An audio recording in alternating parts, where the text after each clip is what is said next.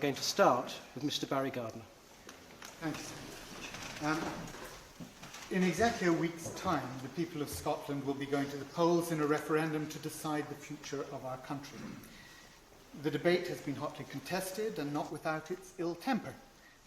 But imagine the outrage on both sides of the debate if the Indian Parliament, the Lok Sabha, were today debating the merits or demerits of independence and passing judgment upon what we in the United Kingdom see as a matter for us and for us alone to decide. The similar agreement between both Pakistan and India is actually quite specific on this point. It requires the two countries to deal with the issue of Kashmir bilaterally and without the involvement or interference of any other state.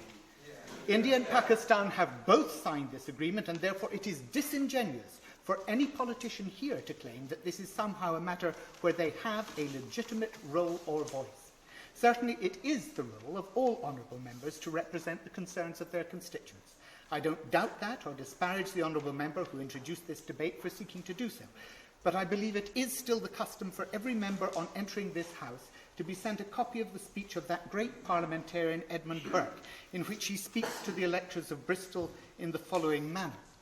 It ought to be the happiness and glory of a representative to live in the strictest union, the closest correspondence, and the most unreserved communication with his constituents. Their wishes ought to have great weight with him, their opinion high respect, their business his unremitted attention. But his unbiased opinion, his mature judgment, his enlightened conscience he ought not to sacrifice to you, to any man, or to any set of men living. These he does not derive from your pleasure, no, nor from the law of the Constitution. They are a trust from Providence for the abuse of which he is deeply answerable. Your representative owes you not his industry only, but his judgment. And he betrays instead of serving you if he sacrifices it to your opinion. I would ask all honourable members contributing to this debate to have the humility to reflect and cast their judgment over this salient fact. Earlier this year, the people of India conducted the largest exercise in democracy and expression of the public will that has ever been concluded in the history of humanity. 550 million free Indians, 7 million of them living in Jammu and Kashmir, voted in peaceful elections. Nobody was assassinated. Nobody refused to leave office. The world witnessed an orderly transition of power as one Prime Minister gave way to the democratic will and passed the levers of state to a new Prime Minister with a different political vision for his country. In the last elections to the 89 seats in the Legislative Assembly of the state of Jammu and Kashmir, 61.23% of the electorate, a total of 6.479 million citizens, expressed their confidence in the democratic structures of the state of India by voting in those state elections. They expressed their faith that their choices that they made would be found proper expression through their elected representative under the Constitution of India.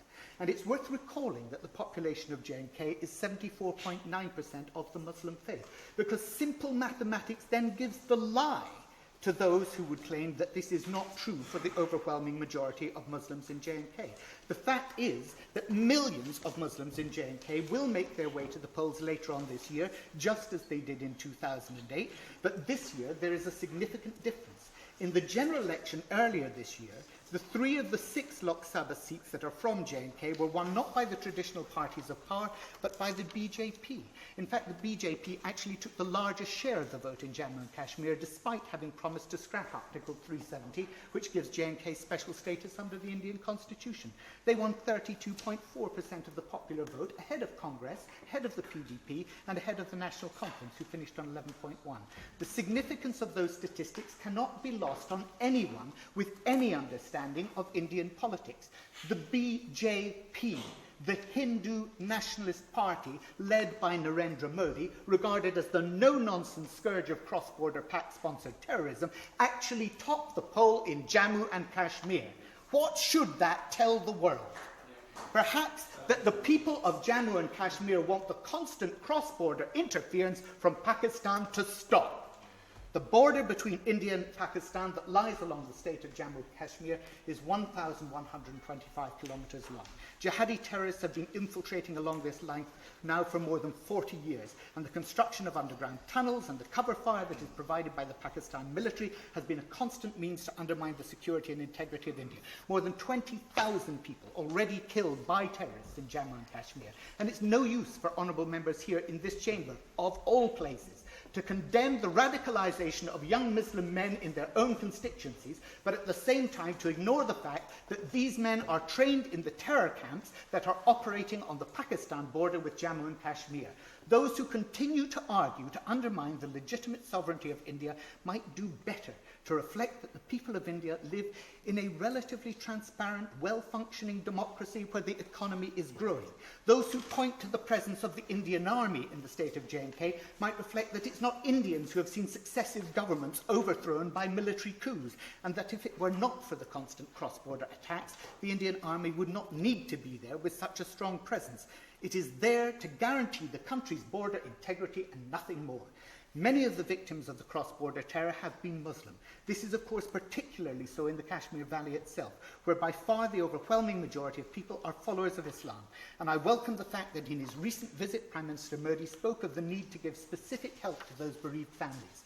Of course, there's another group from the Kashmir Valley who deserves specific attention, the Kashmiri Pandits, who have been displaced for so long from their homes because of the fighting and live in the sort of refugee camps that were they elsewhere in the world would be a constant item on our evening news. I welcome the fact that Modi's first intervention after his election to office was to ask Nawaz Sharif to come from Pakistan to attend his inauguration. I welcome the fact that as PM he visited J&K just last month, not to engage in political rhetoric against Pakistan's continuing border violations, but to inaugurate a new hydroelectric power project. To my mind, it appears that he's doing as he did in Gujarat, focusing on bringing prosperity and development to people in the belief that votes then follow. It's right that peace in the subcontinent over the issue of J&K will only come when the people living on both sides of the line of control see their quality of life and standard of living improve. With this in mind, I think it ill-judged for British politicians to be debating the history and status of a people who are currently facing the most devastating floods in 50 years. Our attention should surely be on the human plight of the people of J&K and the humanitarian crisis of the people affected by the bursting of the banks of the Jhelum River. At least 200 people are already known to have died, thousands have been stranded. Against that background, whilst politicians here have been raising questions alleging human rights abuses by the Indian Army, the Indian Army itself has mounted an enormous relief operation that has already saved the lives of 76,500 people in the flood-affected area.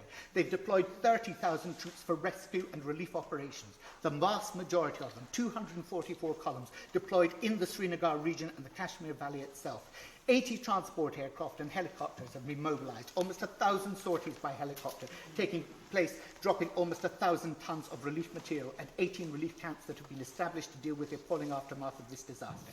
Perhaps those who have shown themselves so keen to decry the actions... Thank you.